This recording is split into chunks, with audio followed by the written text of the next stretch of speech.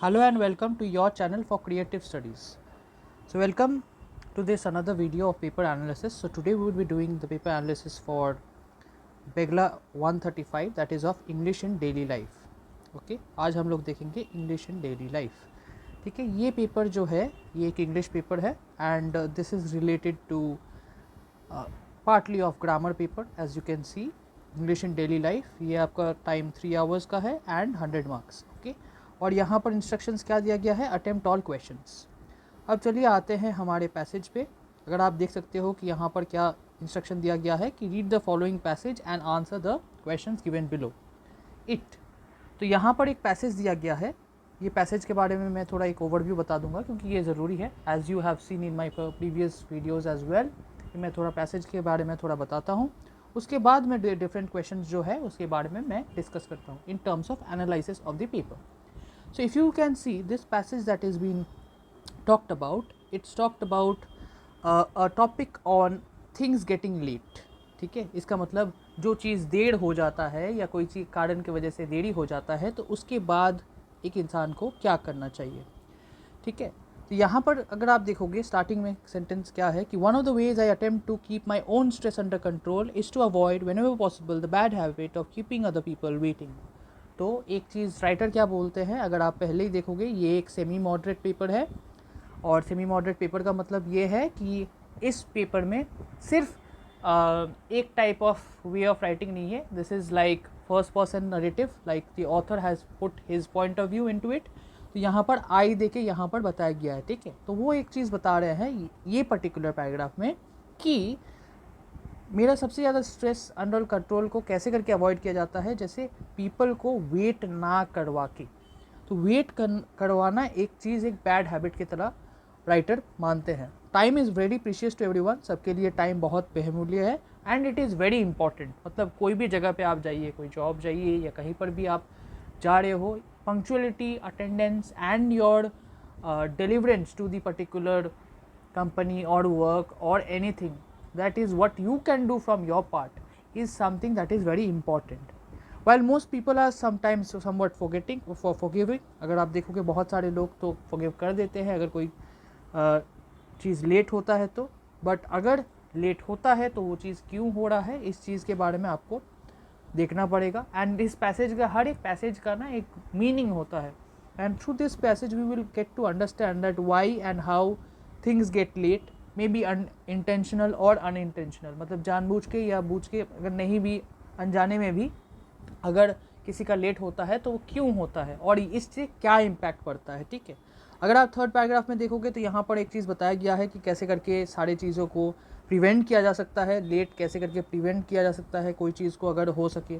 जैसे अगर आप कोई चीज़ प्लानिंग अहेड, पहले से ही अगर कोई चीज़ को प्लान करते हैं, उस चीज़ के लिए प्रिपेयर्ड रहते हैं, उस चीज़ के लिए मेंटली आप सोचते हैं कि नहीं मेरे को ये टाइम से पहले जाना है ताकि आप लेट ना हो. कुछ कुछ चीज़ होते हैं जो जैसे ट्रैफिक लेट हो गया, अनअवॉइडेबल सर्कमस्टांसेस कुछ कुछ होते हैं जो चीज़ के लिए आप उस पर्टिकुलर सिचुएशन को दोष नहीं दे सकते. क्योंकि अगर आप अपने तरफ से अपने जो कमिटमेंट है, चाहे वो जॉब हो या एग्ज़ाम हो या कोई भी चीज़ में हो, अगर आप एक चीज़ के लिए कमिटेड नहीं रहें तो कहीं ना कहीं वो चीज़ में आप ही का नुकसान होगा.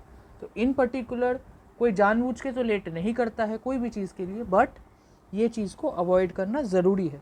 ठीक है, तो ये इससे क्या प्रॉब्लम फेस होता है एंड क्या दिक्कत होता है, इसी के बारे में, how to avoid being late and what are the problems that one faces during this thing. एक बैड इंप्रेशन पड़ता है एंड उससे एक बैड नेगेटिव इफेक्ट भी पड़ता है on people who are actually facing the late outcome from your side और from any other people who are expecting things late. आपको भी कोई चीज़, अगर कोई जगह पे आप जा रहे हो और आपको अगर कोई चीज़ लेट करके मिले तो आपको भी अच्छा नहीं लगेगा.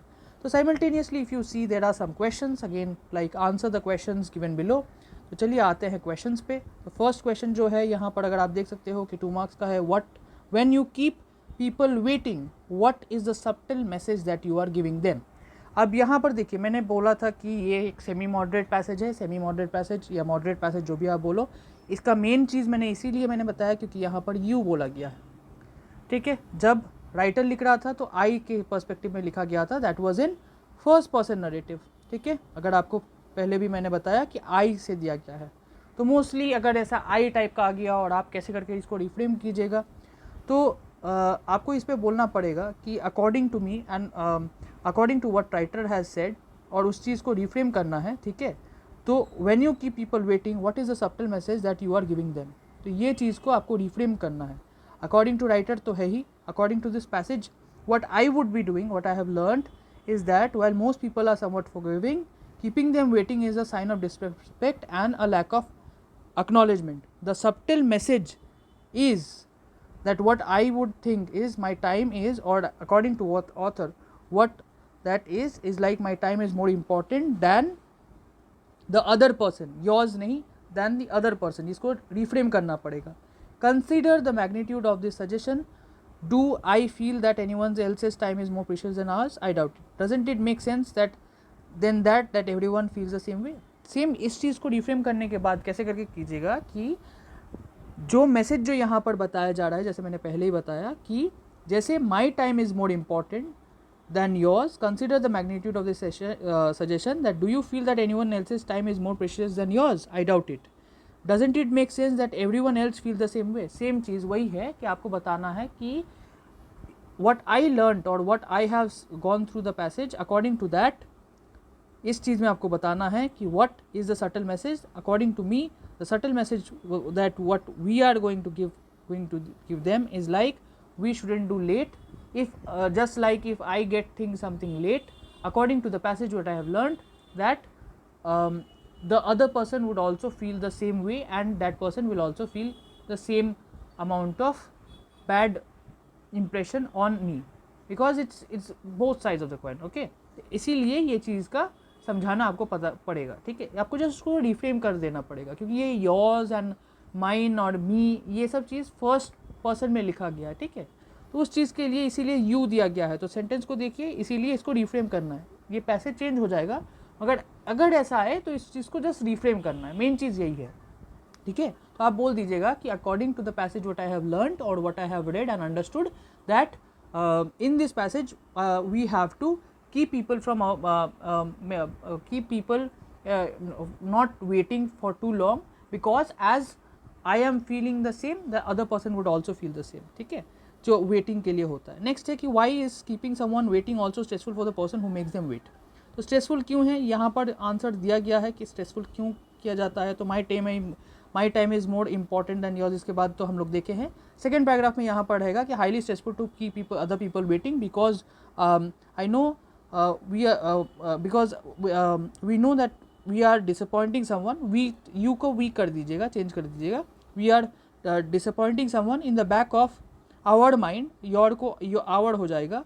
इन the back of our mind we know darn well that the person is looking at his watch or wondering where I might be and why I am late. So वो जो है ना उस चीज़ को पूरा चेंज कर देना है, ठीक है। You may be keeping him from personal or professional commitments and that would make him angry or resentful, ठीक है। तो अब नेक्स्ट क्या है, ये था सेकेंड वाला आंसर। थर्ड क्या है, according to the writer being late is preventable, give examples from the passage. तो प्रिवेंटेबल कैसा है, तो यहाँ पर बताया जा रहा है कि times when factors beyond your control prevent you from being on time. मतलब कुछ फैक्टर्स हैं जो कि मतलब आपको बीइंग ऑन टाइम में रोकते हैं, but this things happen to all of us and no one has a perfect record. Truthfully however a vast majority of this time being late is preventable. कैसे prevent किया जा सकता है, but instead of planning ahead हम लोग को plan करना चाहिए, allowing a little extra time और making allowances for unexpected problems. We wait just a wait too long और don't allow quite enough time so we end up late.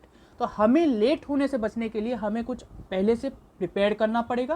Preventable कैसा है, हम लोग को शायद वो चीज़ के लिए प्रिपेयर करना पड़ेगा, या कभी कभार थोड़ा एक्स्ट्रा अलाउंसेस या कुछ एक्स्ट्रा खर्चा भी करना पड़ेगा ताकि वो चीज़ों को ठीक से प्लान अहेड कर सके, ठीक है। उसके बाद क्या है, यहाँ पर क्या बताया गया है कि how does the person who waits indirectly indicates to you that this behavior is not appreciated. 4 question number 4। तो यहाँ पर अगर आप देखिएगा कि नेगेटिव एक एस्पेक्ट बनता है, ठीक है, जो एक नेगेटिव एस्पेक्ट होता है जो making someone wait, it drive some people crazy. जो भी लोग, अगर आप भी वो रिसीविंग एंड में होते और कोई चीज़ आपको नहीं मिल रहा है, शायद आप कोई भी एग्जाम्पल ले लो जिस चीज़ में आपको कोई चीज़ आपको नहीं दे रहा है for 1 month, 2 month, 3 month, 4 month, 5 month, 6 month, then you get irritated. तो आप भी कोई चीज़ में अगर ऑफिस में आपको अगर बताया जा रहा है कि ठीक है मेरे को आज इस दिन के अंदर में ये चीज़ करके देना है, और अगर आप उस चीज़ को नहीं दे पा रहे हो, क्योंकि आपका सबसे बड़ा चीज़ वो होता है ना, वो है कमिटमेंट। कोई भी ऑर्गेनाइजेशन में आप जाते हो या कोई भी एकेडमिक परसुएंस आप कर रहे हो, वो आपके लिए ही जितना इंपॉर्टेंट है वो दूसरे के लिए भी आपका उतना इंपॉर्टेंट है। Just like somebody is giving you a money और somebody they are giving you in the terms of academic excellence, वैसे ही आपका भी कंट्रीब्यूशन, कमिटमेंट, डिलीवरेंस बहुत इंपॉर्टेंट होता है। ठीक है, तो यही चीज़ यहाँ पर बताया जा रहा है कि it would make feel being disrespectful, they will feel bad, they will have a bad image on you. यही चीज़ ये लास्ट में बताया गया है। अब ये चीज़ आपको बोला गया है, लास्ट क्वेश्चन जो है, give a title to the passage, say why your title is suitable.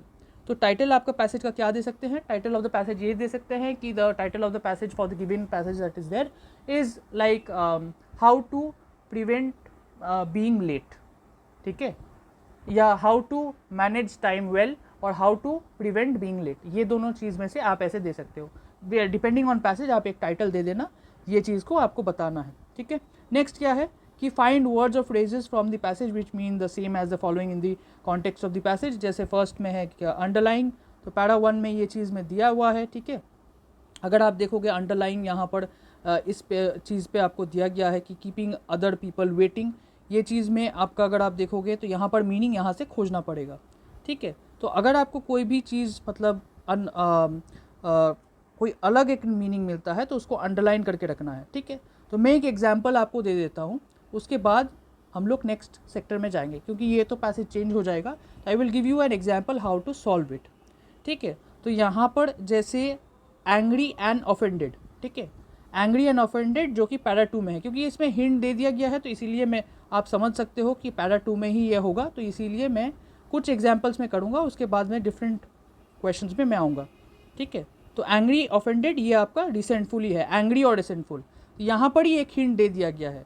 ठीक है, और एक पार्ट भी है, चलिए सिग्निफिकेंस और इम्पॉर्टेंस ये भी देख लेते हैं। सिग्निफिकेंस और इम्पॉर्टेंस अगर आप देखोगे, इम्पॉर्टेंस रिलेटेड है। ठीक है, ये पैरा 1 में ही था, तो कोई भी चीज़ अगर आप देखोगे जैसे इम्पॉर्टेंट है, सजेशन है, मैग्नीट्यूड, मैग्नीट्यूड को भी आप देख सकते हो। मैग्नीट्यूड मतलब मैग्नीट्यूड ऑफ द सजेशन, मतलब इंपॉर्टेंस का ही मतलब है मैग्नीट्यूड। ठीक है, ये चीज़ का आपका है, तो ऐसे करके आपको सॉल्व करना है ये मीनिंग को, और ये चीज़ को आप जस्ट बता दीजिएगा कि कौन सा है, अंडरलाइन करके रखिएगा जो भी चीज़ आपको लग रहा है कि ठीक है। To cause something to be of lesser importance, तो पैरा 3 में अगर आप देखोगे, पैरा 3 में अगर हम लोग देखते हैं, ठीक है, तो यहाँ पर जैसे है, जैसे अगर आप देखोगे according to this passage compound the problem. ठीक है, तो उस चीज़ को ना जोड़ के रख देना। ठीक है, तो ये पैसेज में अगर आप देख सकते हो कि ऐसे करके आपको अंडरलाइन करके रखना है। ठीक है, जब भी होगा तो ये चीज़ को अंडरलाइन करके रखना है और उस चीज़ को बताना है। लास्ट है 5 रिवेंज। अगर रिवेंज दिखेगा तो ये आपका, अगर आप देखोगे कि रिवेंज का मतलब इसमें एक गलत एक इम्प्रेशन दे देना है, वैसे ही टाइप का रिवेंज मतलब कोई चीज़ का आपका मतलब उस चीज़ पे मतलब माउंट हो जाता है और वो चीज़ पे आपके बदला लेने का टाइम में होता है। ठीक है, तो it actually creates an effect of it. तो ऐसे करके आपको मीनिंग्स को करना है, जिसको आपको अंडरलाइन करके रखना पड़ेगा। नेक्स्ट हम लोग आते हैं यहाँ पर कुछ इंपॉर्टेंट सेंटेंसेस पे, because we want to look on to different questions as well. Make sentences with each of the following words और फ्रेजेस फ्रॉम द पैसेज। तो क्या है वैल्यूड कमोडिटी। सो ये वैल्यूड कमोडिटी का मतलब क्या है कि एक ऐसा एक इम्पॉर्टेंट कमोडिटी, कोई भी चीज़ जैसे हो सकता है, कोई डॉक्यूमेंट हो सकता है, कोई फाइल हो सकता है, कोई सर्टिफिकेट हो सकता है, तो ऐसे करके ही आप वैल्यूड कमोडिटी बोल सकते हो। Please keep this safe the certificate safely because it is a valued commodity. ठीक है, फिर नेक्स्ट क्या है, हाईली स्ट्रेसफुल। हाईली स्ट्रेसफुल क्या है, तो हाईली स्ट्रेसफुल का मतलब ये है कि it is highly stressful due to the pressure that is surmounted in the office because of the meeting that is going to take place today. So ऐसे बोल सकते हो कि I am living in during the exam time I am having a highly stressful days these days. ठीक है, या I am having a highly stressful time during the exam days, ऐसे आप बता सकते हो। ठीक है, फिर exceptions to the rule, तो there are some exceptions to the rule for creating a team in the society for playing cricket, ऐसे करके आप फ्रेम कर सकते हो। It is totally upon you. ठीक है, फिर क्या है कंपाउंड द प्रॉब्लम। तो कंपाउंड द प्रॉब्लम क्या है कि आप सारे प्रॉब्लम्स को एक साथ में जोड़ देते हो। ठीक है, तो कंपाउंड द प्रॉब्लम का मतलब क्या है, कंपाउंड द प्रॉब्लम का मतलब ये है ये सारी चीज़ों को जोड़ के आप रख देते हो। तो वैसे ही आपका क्या है कि आई in order to look into all the small problems I actually compounded into a problem, या rather अगर आप बोलते हो compound the problem, so we directly looked upon and addressed to the compound of the problem। या ऐसे करके अभी आप देख सकते हो the compound the problem and give it to me at the end of the day, ऐसे करके भी आप बोल सकते हो। या compound the problem that you have in your desk और in your work and give it to me at the end of the day. ठीक है, फिर लास्ट में क्या है, underestimate, do not underestimate me because if I work hard I can do better. या ऐसे करके भी बोल सकते हो कि Ram said to anyone that do not underestimate me, if you give me time I will do better. तो ऐसे करके आप सेंटेंस बनाओगे। अब नेक्स्ट क्या है, there must be a time when you were kept waiting by someone, what were they feelings while you waited, how did you feel towards the person who kept you waiting, write in about 150 to 200 words.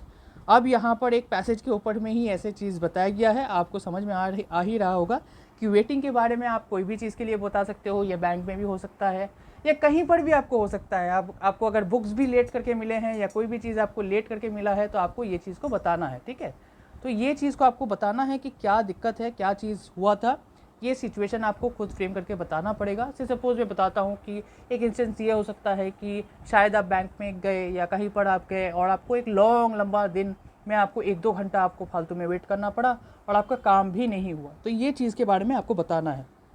ठीक है, how where your feelings and while you waited for it. तो आपको सारा दिन लंबा line में आपका आधा दिन का समय आपको मतलब नष्ट हो गया। ठीक है, फिर भी आपका काम नहीं हुआ, या eight the end of the day काम हुआ बट उसमें आपका बहुत ज़्यादा ही आप स्ट्रेस्ड हो गए। ठीक है, तो ये चीज़ के बारे में आपको बताना है। किसी सपोज कोई भी आप एक टॉपिक ले लो, जैसे आप बैंक में गए या कोई भी आप डॉक्यूमेंटेशन वेरीफाई करने गए या टेस्ट करने गए, तो वहाँ पर इंस्टीट्यूशनल लेट हो गया, शायद उस दिन नहीं हुआ ड्यू टू सम अनसर्कमस्टेंशियल एविडेंसेस या कोई प्रॉब्लम्स हो गए इसीलिए, तो ये चीज़ आप यहाँ पर बता सकते हो। अब नेक्स्ट क्या है कि answer any 2 of the following in about 300 to 350 words, right a short note on social small talk. Social small talk का मतलब क्या है, ये सोशल स्मॉल टॉक का मतलब जैसे कोई भी चीज़ के ऊपर में हो सकता है। स्मॉल टॉक का मतलब ये है कि एक ऐसा चीज़ जिस पे आप मतलब कोई गंभीर बातों के ऊपर में आप चर्चा नहीं कर रहे हो। Say suppose I am giving an example of weather के रिलेटेड आप टॉक कर रहे हो। वेदर एक जस्ट एक कैजुअल इंटरेक्शन टॉपिक है, किसी और के साथ आप बात कर रहे हो। सोशल स्मॉल टॉक कुछ भी हो सकता है, शायद वो वेदर के रिलेटेड हो सकता है, पॉलिटिक्स के रिलेटेड हो सकता है, क्रिकेट के रिलेटेड हो सकता है, that is not so serious, जिसमें टोटली आप मतलब उस चीज़ के बारे में सोच के मतलब सारा दिन गुजार दो। It is just for normal talking and conversing. ठीक है, तो you are conversing for a particular talking और इंटरेक्टिंग विद समवन। तो आप कोई भी चीज़ सोशल स्मॉल टॉक के बारे में पहले बता सकते हो कि what is social small talk all about, and then you can go on to say suppose giving an example कि हम लोग इसी से सपोज जैसे मैंने आपको एग्जाम्पल दिया वो एग्जाम्पल्स आप दे सकते हो। ठीक है, कि सोशल स्मॉल टॉक क्या है, कि उस चीज़ के बारे में कोई भी नॉन सीरियस बातों के ऊपर में कोई इंट्रैक्शन को मतलब स्टार्ट करने के लिए या कोई भी कन्वर्सेशन को स्टार्ट करने के लिए ये सोशल स्मॉल टॉक होता है। नेक्स्ट क्या है, what do you think should be the qualities of young leaders in today's scenario. तो the qualities of young leaders in today's scenario should be कि अगर आप देखोगे to address the current problems like in terms of job related problems, in terms of many other things, like in terms of giving the things like results in a more quick way, or giving more opportunities for young students in terms of jobs, and more equability factors in terms of money earning opportunities for youngsters, and leadership qualities and good competent qualities should be addressed by the government, or maybe the jobs as well. Maybe new startups or new businesses should be acknowledged by the government itself. They have, but there are different ratios. Many new job opportunities should be brought. There should be some interactions with other companies so that we can grow into a better developing nation. ऐसे करके आप बता सकते हो, give examples from your own life experience. तो ये खुद के एक्सपीरियंसेस के हिसाब से आप बता सकते हो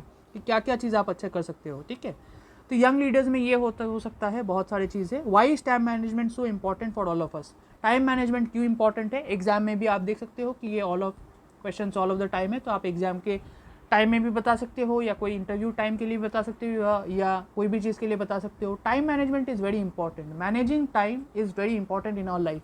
अगर आप समय को ठीक से स्पेंड कर सकते हो तो फिर आप बहुत सारे जगह पे आप सक्सेसफुल होगे. Time is something that is equally powerful to money. ठीक है, अगर आप अपने पैसे को जैसे आप अच्छे से रखते हो वैसे ही आपके समय को भी अगर अच्छे से रखोगे तो वो चीज़ में आप बहुत तरक्की करोगे in your life. Time is something that actually makes you evolve every year. ठीक है, every year you are going to learn something if you try, if you manage your time, if you learn from the mistakes, if you renew your goals, if you have a target, if you know that I have to do something in my life. तो ये time management skill बहुत important है. Time management in this sense अगर आप बोल सकते हो कि मैं हर दिन क्या करना चाहता हूँ in terms of exam preparation also. अगर आप एक शेड्यूल बनाते हो, शेड्यूल बना के पढ़ते हो तो वो भी आपके लिए बहुत अच्छा होगा. Not only for this course, for other courses also. If you are managing time you can also write that I can prepare a schedule, I can go on to look into what are the doubts that I am having and then I can address it to the given person, or I could have looked up to solving those problems from my own and looking it up to different resources in terms of internet and other resources as well. So give some tips on your time management to your class or colleagues. So class और colleagues को जैसे आप बता सकते हो कि preparing a schedule and all these things, ये चीज़ आप बता सकते हो. नेक्स्ट क्या है, discuss a film that you have recently scene, discuss both the positive qualities and negative aspects. अब अगर आप देखोगे यहाँ पर बोला गया है एनी टू, तो मैं 4 ही को डिस्कस कर दे रहा हूँ ताकि अगर ऐसा टाइप का कुछ आए तो आप बता सकते हो. ये उतना डिफिकल्ट नहीं है, बस आपको मैं क्वेश्चन को समझा रहा हूँ. आप खुद ही ये चीज़ों को फ्रेम कर सकते हो. It is all about your imagination and English speaking skills and writing skills. तो अगर आप प्लेन इंग्लिश में भी लिखते हो, वो चीज़ को जस्ट ग्रामेटिकली करेक्ट करते हो तब भी चलेगा. इट इज़ नॉट लाइक सब चीज़ आपको कॉम्प्लिकेटेड ही भरना है. ठीक है, क्योंकि this is English at workplace. English at workplace का मतलब ये है कि you have to communicate and address to the things, address to the problems that are going to arise. So discuss a film that you have recently seen में भी कोई भी आप फिल्म दे सकते हो, जैसे कोई स्टूडेंट फिल्म हो सकता है या कोई भी फिल्म आप जो देखे हो उस चीज़ के बारे में बताना. Discuss both positive qualities and negative aspects of it. सो कोई भी शायद एग्ज़ाम मतलब आपके कोई भी हो सकता है, चाहे वो जैसे आपको पसंद आए वैसे ही आप मूवी दे सकते हो. जैसे बहुत सारे मूवीज़ अभी आ रहे हैं, ठीक है, like Spiderman has come and many other movies had come. ठीक है, जो मूवीज़ अभी आ रहे हैं जो आपको अच्छा लग रहा है, if you have watch recently movies of maybe south और any other movie, maybe English or maybe of Hindi movies as well. If you have watched any of the movies, what did you like, what is the learning curve, what are the positive and negative qualities, whatever film, maybe Bollywood, maybe anything, just frame it. ठीक है, उस चीज़ को आपको बताना है. कोई भी film को आप लेना, उसके कैरेक्टर्स कौन थे, क्या अच्छा था, क्या बुरा था, ये चीज़ के बारे में आपको इंग्लिश में सिंपल लैंग्वेज में भी अगर आप बताओगे तब भी चलेगा. बट मेन चीज़ है आपको उसको फ्रेम करना है. जब भी आप देख रहे हो कि ये 20 मार्क्स का है तो अगर आप देख सकते हो मिनिमम एटलीस्ट 2 से 3 पेजेस आपको ये लगेगा. मतलब 2 से 3 साइड्स आपका पेपर इसमें आपको लिखना पड़ेगा क्योंकि ये 20 मार्क्स का है. ठीक है, मिनिमम 3 पेजेस तो आपको लगेगा ही लगेगा ये चीज़ को आंसर करने के लिए. अब यहाँ पर हम लोग आते हैं, क्या है यहाँ पर, fill in the blanks with appropriate prepositions. ठीक है, प्रीपोजिशंस यहाँ पर देना है. I have given myself dash the end of November to finish the project. तो I have given myself up till the end of November to finish the project. ठीक है, first वाला done. क्या है next, क्या है कि it's Anuj birthday some time dash the middle of May. ठीक है, तो यहाँ पर क्या आप दे सकते हो, it's Anuj birthday some time in the middle of May. ठीक है, नेक्स्ट क्या है, it's Anuj birthday some time in the middle of May. ठीक है, फिर क्या है, Jagdish is in Korea dash the moment. तो यहाँ पर क्या है, Jagdish is in Korea at the moment. ठीक है, यहाँ पर एट होगा. फिर क्या है, he hurt his leg as he jumped over the wall. Over मतलब वॉल के ऊपर. ठीक है, अप नहीं, ओवर द वॉल. ठीक है, ओवर द वॉल. तो ये क्या होगा, he hurt his leg as he jumped over the wall. Next क्या है, the students dash were very enthusiastic dash the school play. अब यहाँ पर क्या कर सकते हो, the students were very enthusiastic during the school play. ठीक है, या इन द स्कूल प्ले भी बोल सकते हो आप. ठीक है, enthusiastic in the school play, ये भी चीज़ चलेगा. फिर नेक्स्ट क्या है, complete the following sentences dash. यहाँ पर क्या है, कंडीशनल क्लॉज है. ठीक है, इफ़ यूज़ किया गया है तो कंडीशनल क्लॉज यूज़ किया गया है. 5 मार्क्स का है, तो बी का 1। आप बुक में भी देखोगे शायद कंडीशनल क्लॉजेस के बारे में यहाँ पर दिया गया है, तो आप देख लेना एक बार। If dash he would have pass the exam easily, तो यहाँ पर क्या है, if dash he would have passed easily, pass the exams easily. पर आप दे सकते हो क्या, if studied he would have pass the exam easily. फिर क्या है, if dash she would still be alive today. If यहाँ पर क्या देख सकते हो, according to that sentence you have to से। तो जैसे ऊपर में है, if studied he would have pass the exam easily, तो इफ टेकन केयर और other if shown to the doctor she would still be alive today. या rather आप बोल सकते हो इस पर ऐसा वर्ड देना है जो सेंटेंस को फिलअप करे। ये प्रॉपर प्रिपोजिशंस नहीं है, ये फिलअप द वर्ड्स के तरह है, ठीक है, कंडीशनल क्लॉज में। तो यहाँ पर बोल सकते हो कि if addressed she would still be alive, या rather if checked she would still be alive today। फिर क्या है, if dash we would have saved money, तो if taken care of we would have saved money। तो या आप बोल सकते हो कि if earned we would have saved money, ठीक है। या ये भी बोल सकते हो if we were not casual we would have saved money. Main चीज़ ये है कि सेंटेंस के साथ ना उसको ऐसे फिल करना है जो कि कंडीशनल क्लॉज को कंप्लीट करता है, ठीक है। 4 क्या है, if you had read the book. सो ऐसे करके आप कर सकते हो, सेंटेंस में जस्ट फिलअप करना है ताकि आप उस चीज़ को कंडीशनल क्लॉज को कंप्लीट कर पाओ। तो had you prepared, you would have passed if you had read the book। you would have passed if you had read the book। next क्या है, dash if you could live anywhere in the world। so if you wanted, नहीं, ये आप ऐसे करके बता सकते हो, you could have been anywhere if you could live, या ऐसे करके भी आप बोल सकते हो, you can prepare if you could live anywhere in the world। या rather if you are mentally prepared,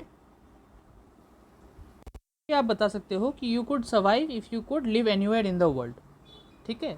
you could survive easily if you could live anywhere in the world। ऐसे करके आप सेंटेंस को फ्रेम कर सकते हो। Main चीज़ क्या था इस चीज़ में, कंडीशनल क्लॉज में, कि इसको आपको फिलअप करके बताना है, ठीक है। तो सेंटेंस को आपको 2-3 बार पढ़ना है। अगर कुछ ऐसे टाइप पे ट्विस्ट आता है क्वेश्चन में, तो उस चीज़ को 1-2 बार, जैसे मैंने आपने वीडियो में भी देखा कि मैंने वो चीज़ को बार बार बोल के एक बार उसको देखा, ठीक है, कि कंडीशनल क्लॉज में वो क्या फिट हो रहा है। इस चीज़ को आपको जस्ट फ्रेम करके देखना है, ठीक है। जस्ट लाइक एक स्टूडेंट कैसे करके वो चीज़ को देखना है, उस चीज़ को आपको फ्रेम करके समझ के उसको समझाना है क्वेश्चन में, ठीक है। तो जैसा क्वेश्चन है, क्वेश्चन को अच्छे से पढ़िएगा। यहाँ पर सिर्फ यही बताया गया है, कंप्लीट द फॉलोइंग सेंटेंसेस। तो कंप्लीट द फॉलोइंग सेंटेंसेस में इफ़ क्लॉज में या इफ़ कंडीशनल क्लॉज में यहाँ पर आपको फ्रेम करके बताना है।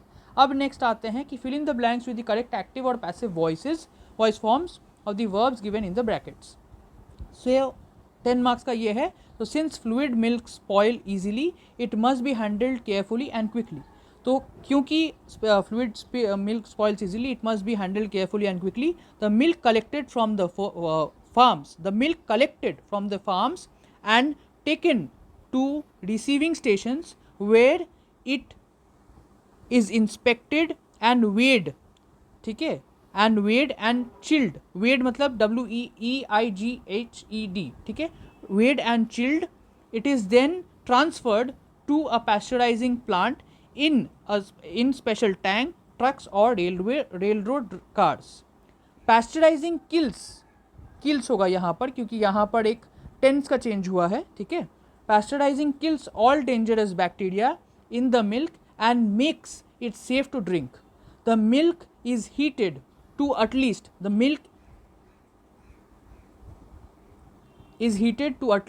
143 degrees Fahrenheit for 30 minutes, ठीक है। At the pasteurizing plant, some of the milk is homogenized, which means it is treated to break down the fats so that the cream gets distributed throughout the milk, ठीक है। ये just एक milk का process है, कैसे करके उसको heat किया जाता है, पैस्चराइज किया जाता है, बैक्टीरिया से कैसे करके उसको किया जाता है, उसके ऊपर में पैसेज है, ठीक है। अब यहाँ पर क्या है, फ्रेजल वर्ब्स है, ठीक है। फ्रेजल वर्ब्स यहाँ पर है और उसके बाद हम लोग देखेंगे adding prefixes to the thing, ठीक है। तो फ्रेजल वर्ब्स यहाँ पर क्या है, complete the sentences with the following phrasal verbs given below. तो अब हम लोग यहाँ पर देखेंगे क्या है, देख सकते हो द टेररिस्ट क्या है, ब्लू अप, ठीक है, blew up the railway bridge, ठीक है, the terrorist blew up the railway bridge. फिर क्या है, ये वाला हम लोग फर्स्ट वाले कर लिए, blew up the railway bridge. यहाँ पर हिंट दिया गया है, तो your health will improve a lot if you dash on cigarettes, ठीक है। तो यहाँ पर अगर आप देखोगे put up, put off, put off, put off नहीं होगा, पुट अप विथ होगा, ठीक है। तो put up with cigarettes, put up with on cigarettes, ठीक है। तो यहाँ पर क्या होगा, your health will improve a lot if you put up with on cigarettes, ठीक है। I am not going to dash their drinking any longer, I am not going to, यहाँ पर अगर आप वो देख सकते हो, go with their drinking any longer, ठीक है। तो यहाँ पर आप बता सकते हो कि I am not going to go with their drinking any longer, ठीक है। नेक्स्ट क्या है, I must go to the shop because we have dash food, ठीक है। तो यहाँ पर अगर आप देखोगे, यहाँ पर क्या है, यहाँ पर रन आउट ऑफ फूड होगा, ठीक है। I must go to the shop because we have run out of food. Next क्या है, my sister came to dash at the airport, तो यहाँ पर क्या होगा, pick me up at the airport. तो ऐसे करके इस चीज़ को आपको करना है, ठीक है। इस चीज़ पे आपको एग्जाम्पल्स, मतलब ऊपर में ऑलरेडी हिंट्स दिया गया है, ठीक है। The curtains don't dash the sofa set, तो अगर आप देखोगे यहाँ पर क्या होगा, यहाँ पर होगा go with the sofa set, ठीक है। तो the curtains don't go with the sofa set. Next क्या है, please dash the fan before you leave the room, तो यहाँ पर अगर आप देखोगे यहाँ पर पुट ऑफ, ठीक है। ये पंखा को आपको बंद करके रूम से बाहर आपको जाना है, तो ये चीज़ को आपको बोलना है कि please put off the fan before you leave the room. फिर क्या है, 8 क्या है, why did she dash the invitation, तो why did she turn down the invitation, ठीक है। It is not that difficult, इस चीज़ में ना पेपर में जितना आप सोच समझ के करोगे आपको उतना ही ईजी होगा, it is not that difficult. फिर क्या है, 9 क्या है, your ankle is swollen, your ankle is swollen, I think the doctor ought to dash it. तो अगर आप देखोगे यहाँ पर क्या है,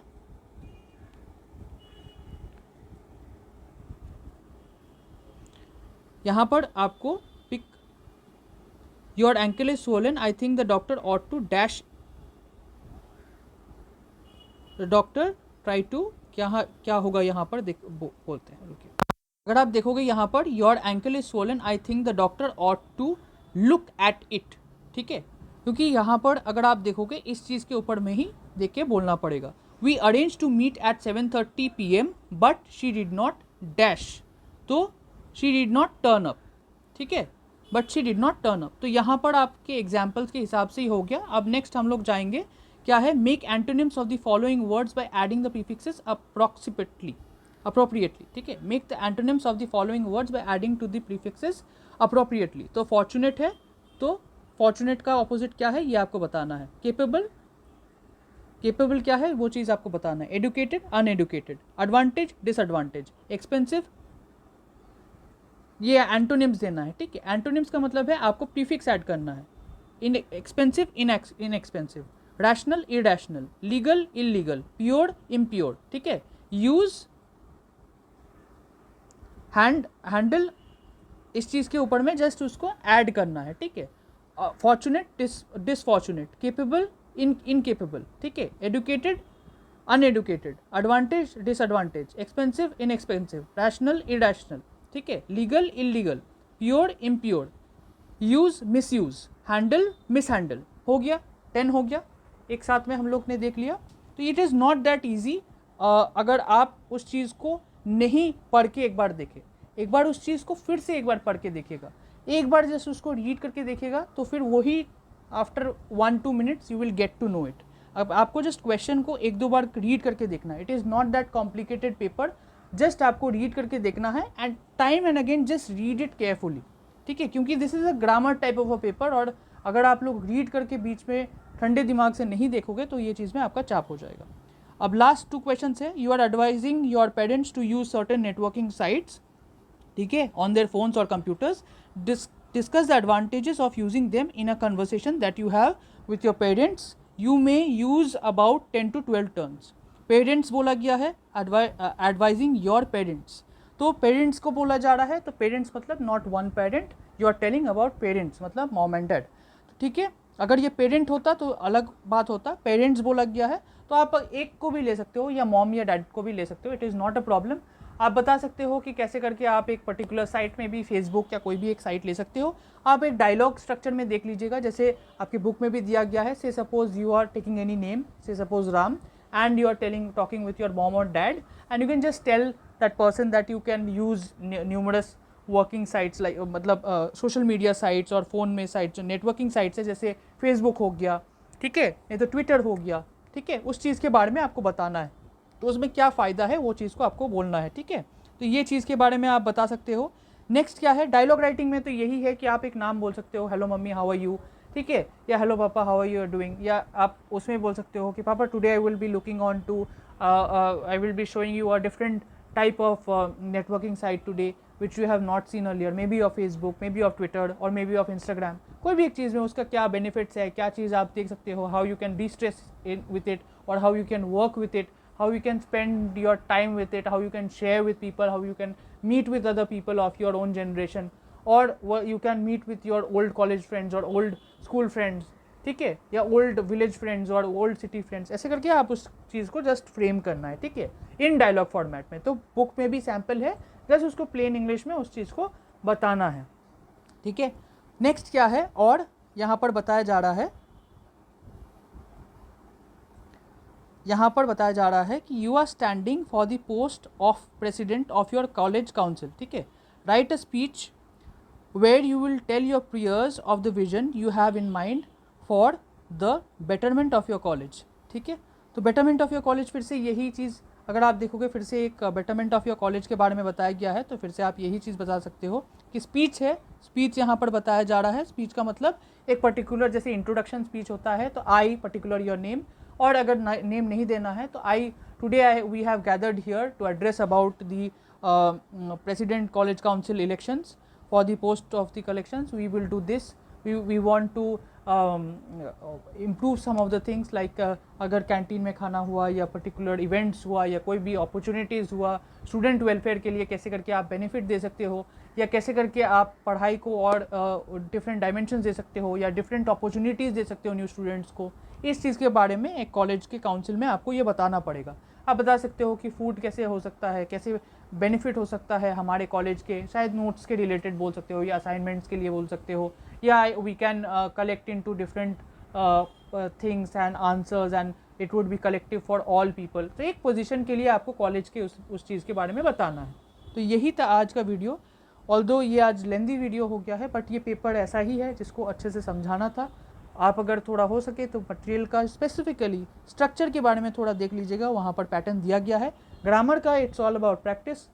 If you have not seen the previous Begla 135 paper, then please do watch it, and if you are new to this channel, then please like and subscribe. Thank you so much, take care, and I wish you all the very best for your exam. Thank you so much.